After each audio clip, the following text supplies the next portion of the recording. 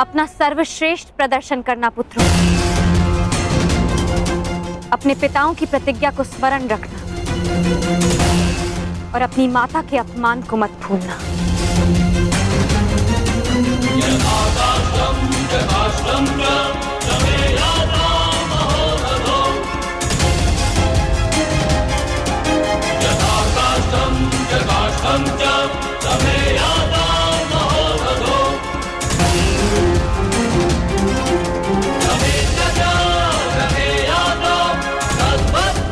विजय हमारी होगी।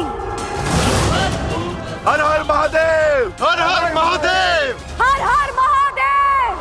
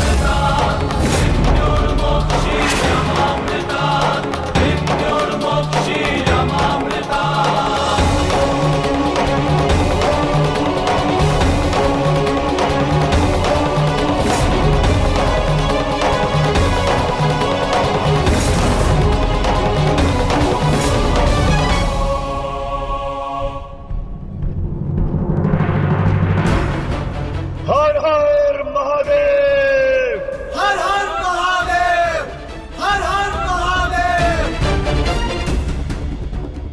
हर हर महादेव, हर हर महादेव, हर हर महादेव, हर हर महादेव, हर हर महादेव, हर हर महादेव। स्मरण रहे पुत्र, अब इस युद्ध भूमि में तुम्हारे विरोध में जो भी हो उससे तुम्हारा कोई संबंध नहीं। तुम्हारा संबंध केवल तुम्हारे कर्तव्य और तुम्हारे लक्ष्य से है। यदि मेरे स्थान पर आप होते तो क्या आपके लिए ये स्वीकार कर लेना इतना ही सरल होता पिताश्री? सत्य कहूं तो सरल नहीं होता, विशेषकर तब जब मुझे ज्ञात हो गया है कि पांडवों से मेरा रक्त संबंध है। किंतु पुत्र, मैंने सदैव एक बात को माना है कि आपको आपके वचन पर अडिग रहना चाहिए। तुमने युद्ध चुना है, परंतु युद्ध क्या परिणाम चुनेगा ये उसका अधिकार है। तुम्हारा अधिकार केवल अपने कर्म और अपने कर्तव्य पर है। इस युद्ध में अपना सर्वश्रेष्ठ प्रयास करना।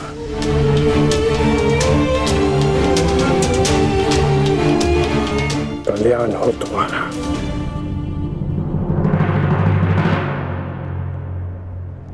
हर हर महादेव, हर हर महादेव, हर हर महादेव।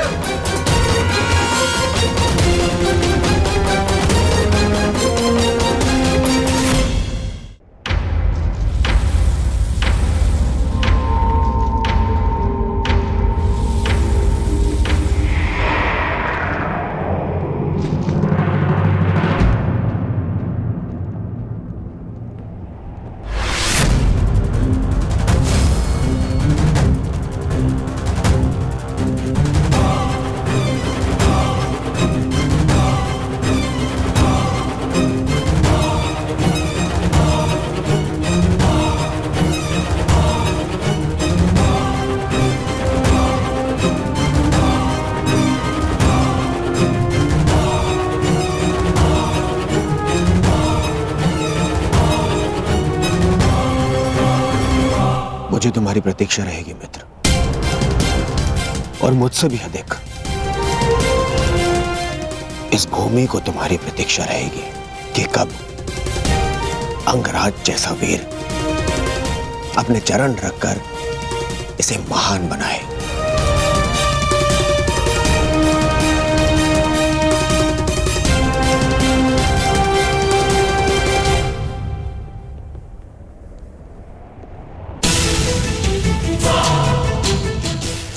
रहना।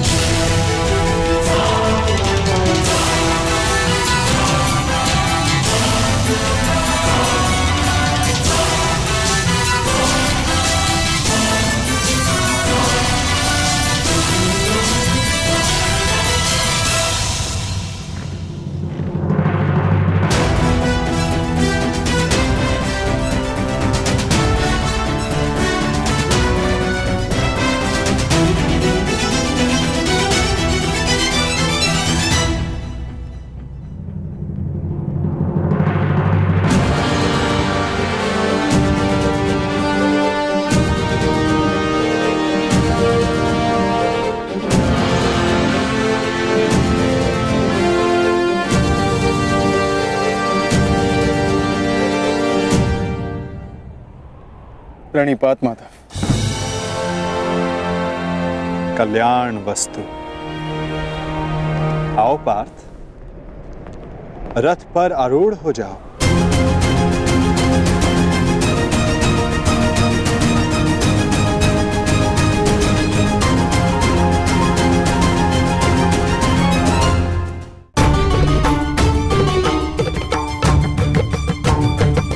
किस संशय में हो धनंजय? विचरण करने का समय जा चुका है, अब केवल पुरुषार्थ करने का समय है। मुझे ज्ञात है माता, परंतु परंतु मोल भाव, ये लक्षण व्यापारियों के होते हैं पार्थ। धर्म युद्ध के योद्धाओं के लिए ये शब्द निरर्थक हैं। पाप नाशनी गंगा बहती जाती है, किंतु परंतु नहीं करती। अंधकार नाशक सूर्य किंतु परंतु नहीं करता। और अधर्म का नाश करने को सज्ज अर्जुन की तुनीर में भी इन संदेहों का कोई स्थान नहीं। तुम्हारा सारथी युद्ध में तुम्हारा मार्गदर्शन करने को सज्ज है पार्थ। आओ, अपना स्थान ग्रहण करो।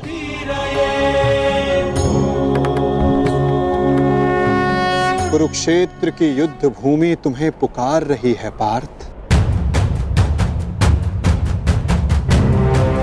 मुझ पर विश्वास रखो। आपसे अधिक विश्वास तो मुझे स्वयं पर भी नहीं है माधव। और मेरे लिए महत्वपूर्ण ये है कि तुम स्वयं पर विश्वास रखो।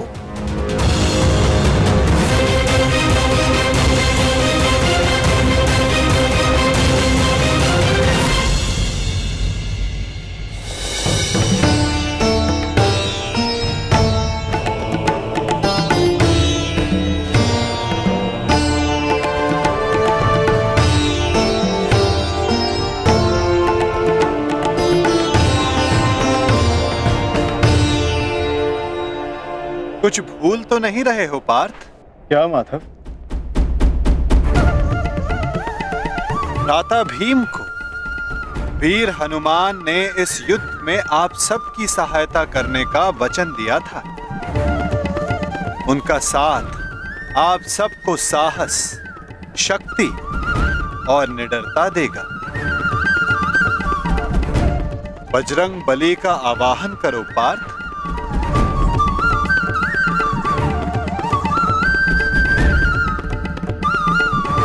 मैं कुंती पुत्र अर्जुन, पवन पुत्र, ज्येष्ठ भ्राताश्री, महाबली हनुमान का आवाहन करता हूँ।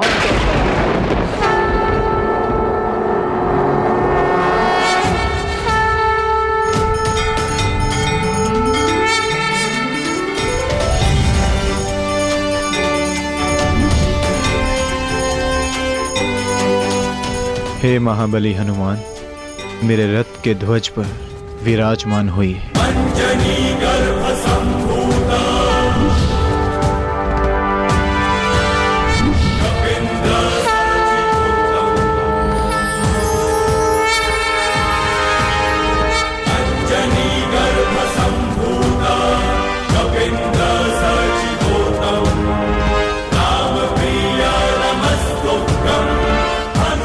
बजरंग बली पधार गए।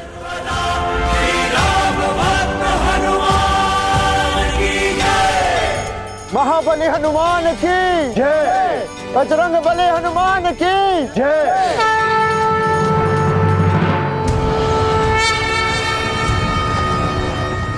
युद्ध का पहला दिन।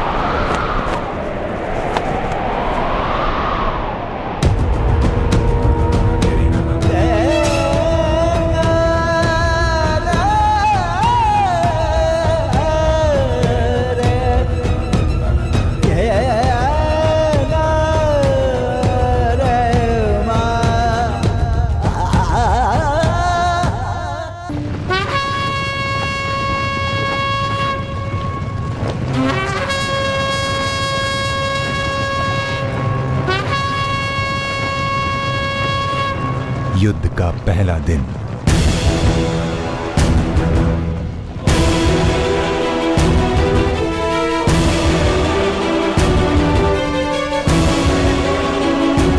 युद्ध प्रारंभ करने की आज्ञा है धर्मराज।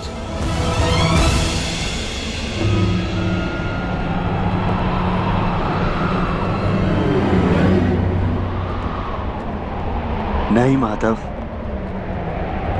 अभी नहीं।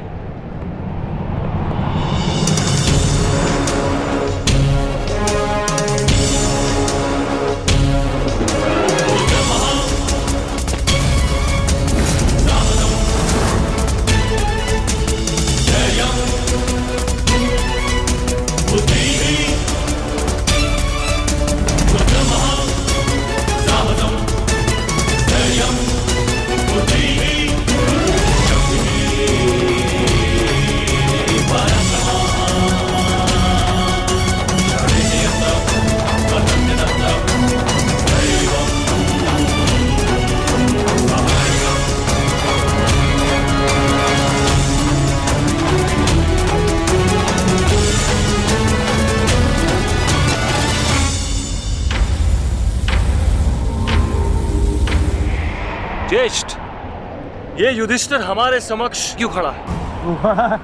अरे भयभीत है वो।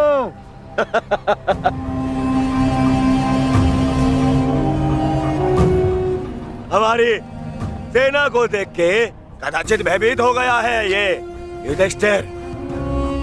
इसे सत्य का ज्ञात हो गया है। इस युद्ध में इसे विजय नहीं मिल पाएगी। समझ रहे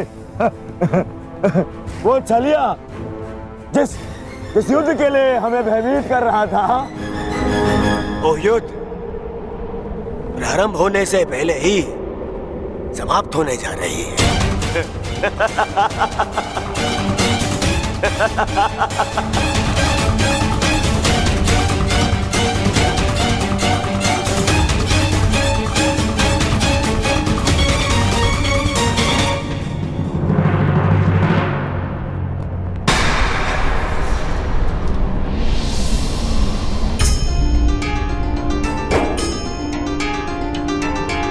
प्रणिपात पितामह। प्रणिपात आचार्य द्रोण।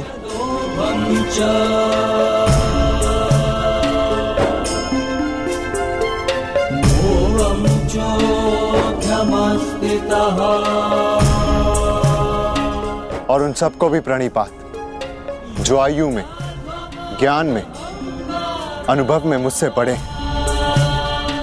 और मैं उन सबका अभिनंदन करता हूं जो एक योद्धा होने का कर्तव्य निभाने के लिए इस कुरुक्षेत्र में पधारे हैं।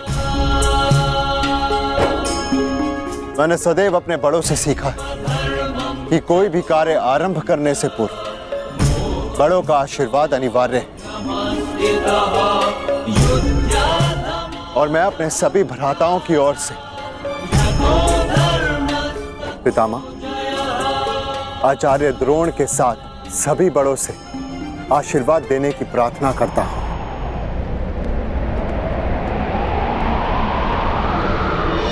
आयुष्मान भव।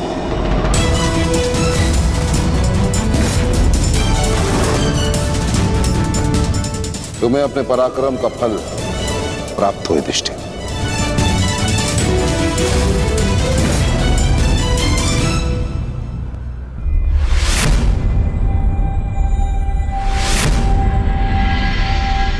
एक और पितामह है जिन्होंने मुझे जीवन का मूल्य समझाया और दूसरी ओर गुरुद्रोण जिनकी दी हुई शिक्षा ने अर्जुन से धनंजय बनाया।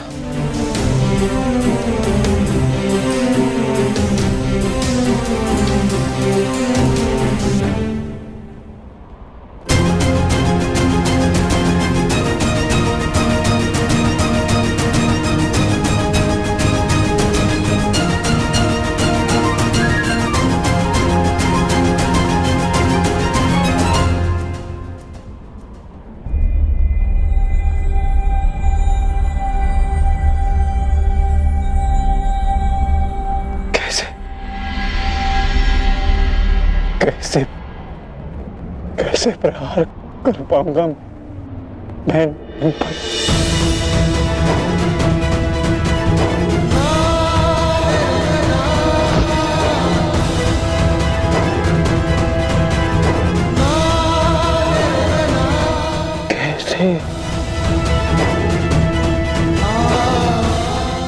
कैसे प्रहार कर पाऊंगा इन पर?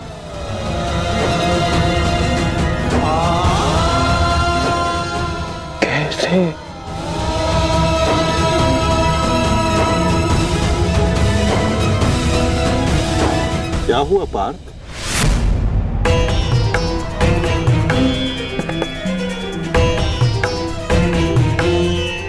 मेरी आपसे विनती है माधव, मेरे रथ को दोनों सेनाओं के मध्य में ले चलिए।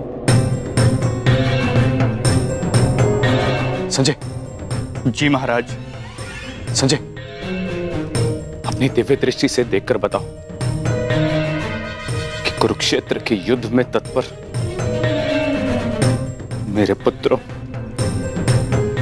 और पांडवों की सेना के मध्य क्या क्या हो रहा है? जो आज्ञा महाराज।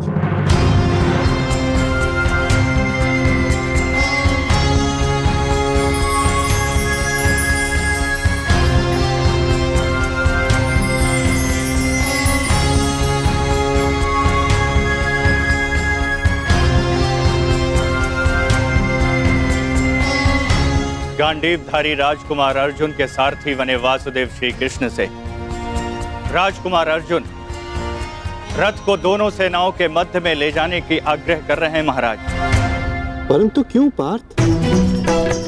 ये समय तो दूसरे पक्ष की सेना को तहस नहस कर देने का है, फिर क्यों तुम रथ को दोनों सेनाओं के मध्य में ले जाने की विनती कर रहे हो? युद्ध से पूर्व मैं दोनों सेनाओं का निरीक्षण करना चाहता हूं। क्या तुम वही अर्जुन हो पार्थ जिसे लक्ष्य संधान के समय पेड़ से बंधी चिड़िया की आंख के अतिरिक्त और कुछ नहीं दिखाई देता था, और आज वही अर्जुन पूरी रणभूमि का निरीक्षण करना चाहता है?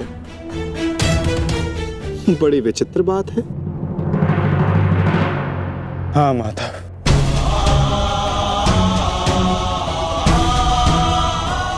वो चिड़िया काष्ठ की बनी थी, परंतु जिनसे मैं युद्ध करने वाला हूं वो रक्त, अस्थि और मांस से बने मनुष्य हैं।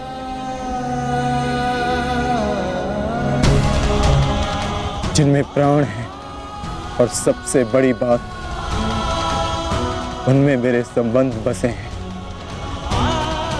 युद्ध आरंभ होने से पूर्व मैं ये देख लेना चाहता हूं कि किसके वध से धर्म की स्थापना होगी और किसकी मृत्यु से मन में अधर्म का अनुभव होगा। और इस युद्ध के पश्चात मैं क्या पाने वाला हूं और क्या खोने वाला हूं।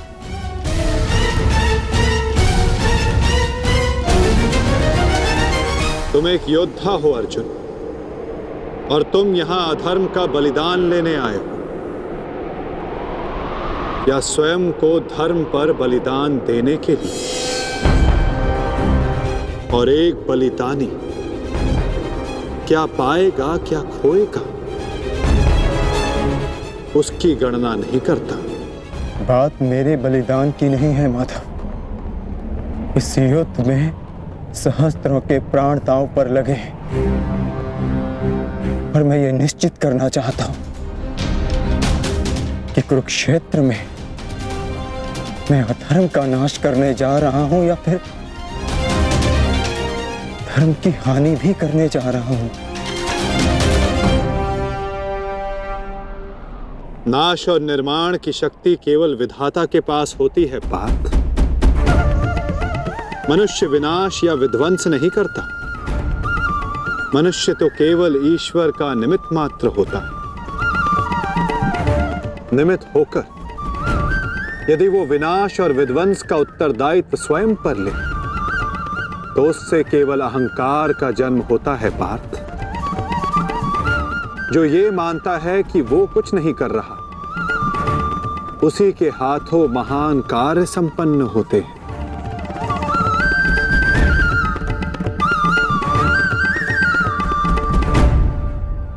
परंतु मैं तुम्हारी कामना अवश्य पूर्ण करूंगा पार्थ, क्योंकि बलिदान भी एक प्रकार का दान होता है, और जिस दान को देने से पूर्व हाथ कांपे वो दान फलदायी नहीं होता।